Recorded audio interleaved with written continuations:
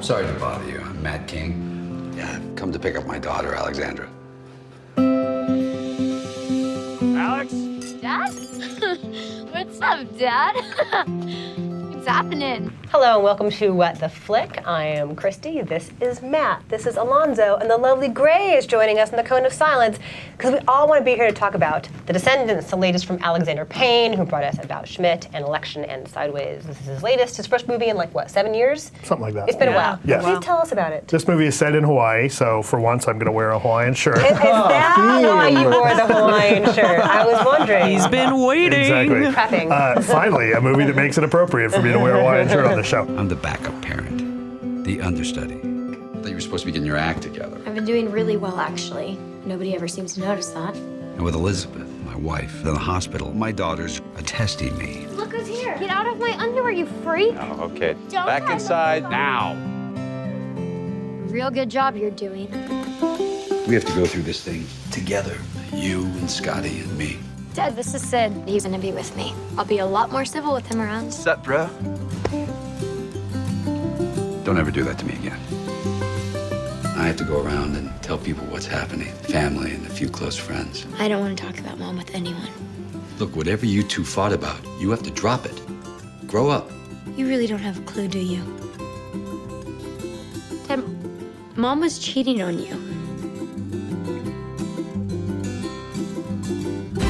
Okay, so it's a very different role for George Clooney. We were just talking during the trailer about how fun it is to see him in polo shirts. And for the first time, he really plays a middle-aged man with like ordinary middle-aged guy problems. Yeah. There's a lot of allure of this. yeah, it's kind of a weird balance because on the one hand, he comes from this old, rich Hawaiian family where they have all this property and clearly he's, pretty well off, but he talks about how he lives off of the money that he makes from his law practice. He didn't want to spoil his kids, so he kind of on the one hand plays a character who might be hard to empathize with because he's sort of rich and powerful, but turns him into a regular guy, albeit a regular guy who looks like George Clooney. Right. I like how George Clooney seemed to really be able to handle the complexity of that kind of real character, who is, he's kind of maybe someone would describe as a cheapskate, but he's not a bad dad. He like his kids know him. They all get along well enough. It was like watching My Family, just better looking. And it's not one of those movies where let's blame the dad for working too hard for why the family this is isn't a complicated working. movie. Yeah, it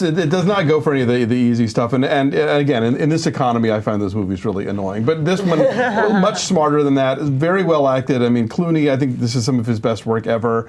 The two girls that play his daughters, I think, they feel very real. They don't ever feel like they're giving us cute kid, Shailene Right. Woodley is the rebellious teenage daughter, and then Amara Miller is the kind of precocious, troublemaking younger daughter.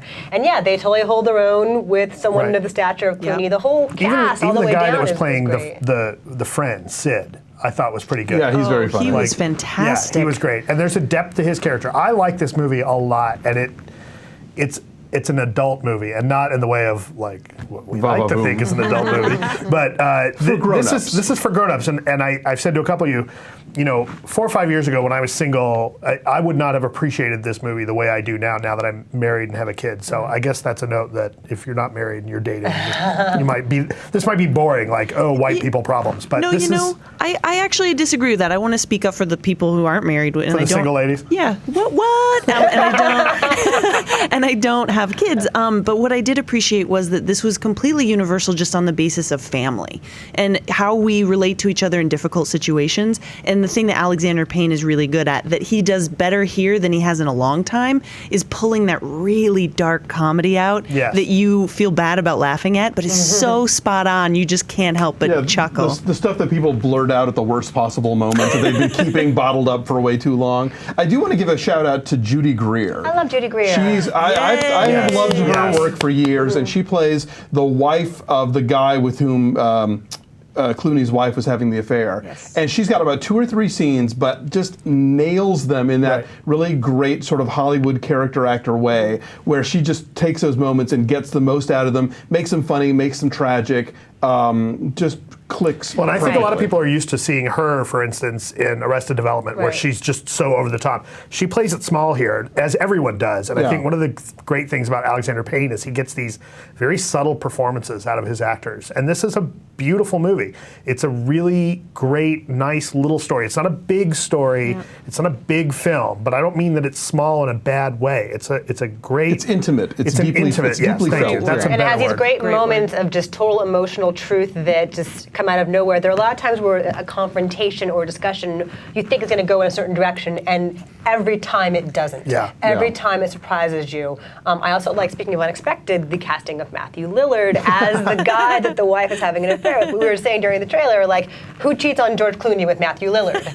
But he's unexpected here too, and we don't know him beyond comedy for the most part. This is Right. unsurprising. You Yeah, know. I was pleasantly surprised. And I haven't seen him in a movie in a while Right. now, Yeah, but right. he's terrific in his. In Robert his small Forster role. as Clooney's Robert father. Forster. Wow. Scooby's Beau back Bridges. with a Scooby's back with a vengeance. Yes, like like- Shaggy Really is. good. He's fucking all over this thing. I would say that maybe the pacing is a little bit too languid for me, and that's Yeah, it's Hawaii, keeping- they're on aloha and time. that's precisely what I think the deal is that because of the laid back setting that sort of infuses itself into the entire film. But I didn't love it the way I love Sideways, the way I love Election, but I like it very much, and I appreciate again how smart and how grown up it is. And I've never seen Hawaii look like this in a movie. It's a different Hawaii. It's not It is a touristy different- Hawaii. well, It was, one of I the mean, things- there's a little bit of the touristy stuff and a little bit of the tropical paradise, but it felt like a place that people live, Right.